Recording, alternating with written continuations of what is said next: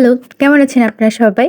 আশা করছি সবাই ভালো আছেন। আজকে মাছের ডিম ভাজির একটা রেসিপি নিয়ে এসেছি। এটা দেখানোর মতন কোনো কিছুই না।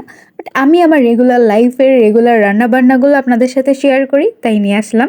অনেকেই দেখি বাজারে যেয়ে বলেন, ডিমওয়ালা মাছ দিবেন না, ডিমওয়ালা মাছ খেতে ভালো লাগে না, মাছের পেট পাতলা হয়ে যায়। কিন্তু আমি মাঝে, মাঝেই বাজারে যেয়ে যে মাছের ডিম হইছে সেই মাছ কিনি বা কেনার চেষ্টা করি। কারণ আমার মাছের ডিম বেশ ভালো লাগে খেতে।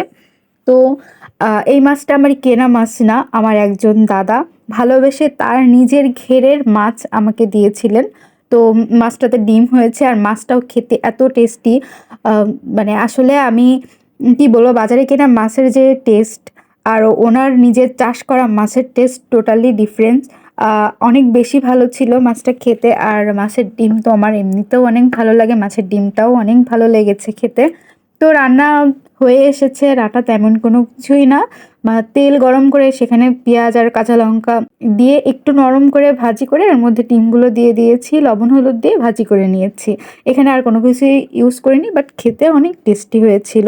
দাদা, থ্যাংক ইউ। আপনি আমার জন্যে মনে করে কষ্ট করে মাছ নিয়ে এসেছেন এবং আমাকে মাছ দিয়েছেন তার জন্য। তো আপনারা সবাই ভালো থাকেন, সুস্থ থাকেন। আর আমার ভিডিও দেখার জন্য আপনাদেরকে অনেক, অনেক ধন্যবাদ। আমার ভিডিও ভালো লাগলে আমার চ্যানেলটা সাবস্ক্রাইব করার জন্য অনুরোধ রইল।